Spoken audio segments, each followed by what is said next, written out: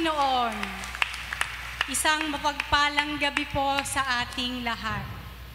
Our healing message for tonight is taken from the Gospel of Luke, chapter 18, verses 1 to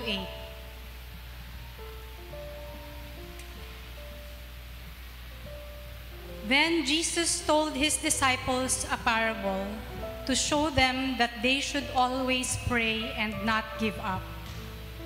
He said, "In a certain town, there was a judge who neither feared God nor cared about men.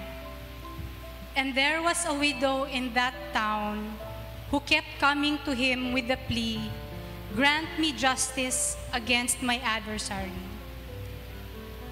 For some time he refused.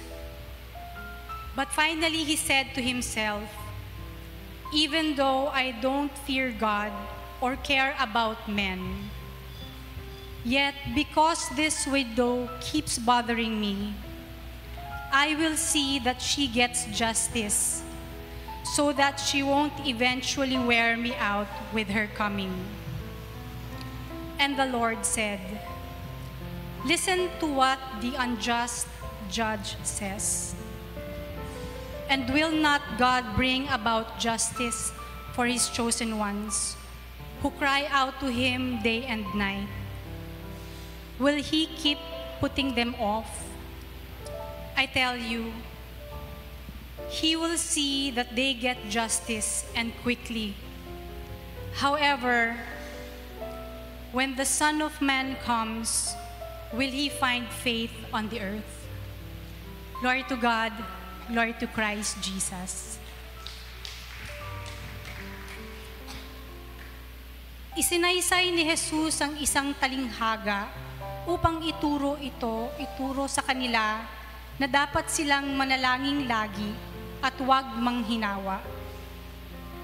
Sa isang lungsod, wika niya, may isang hukom na hindi natatakot sa Diyos at walang taong iginagalang. Sa lungsod ding yaon ay may isang babaeng balo na punta ng punta sa hukom at humingi ng katarungan. Tinanggihan siya ng hukom sa loob ng ilang panahon. Ngunit nang malaunan, ang sabi nito sa sarili, "Bagamat hindi ako natatakot sa Diyos, ni gumagalang kanino man, igagawad ko na ang katarungang hinihingi ng babaeng ito, sapagkat lagi niya akong ginagambala. Baka pa ako mainis sa kaparirito niya."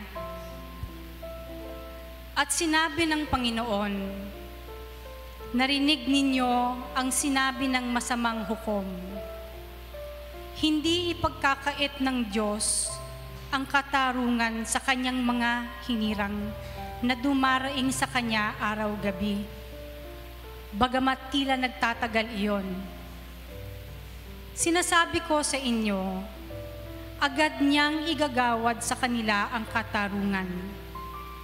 Ngunit, pagdating ng Anak ng Tao sa daigdig na ito, may makikita kaya siyang mga taong nananalig sa kanya?" Ito ang mabuting balita ng ating kaligtasan.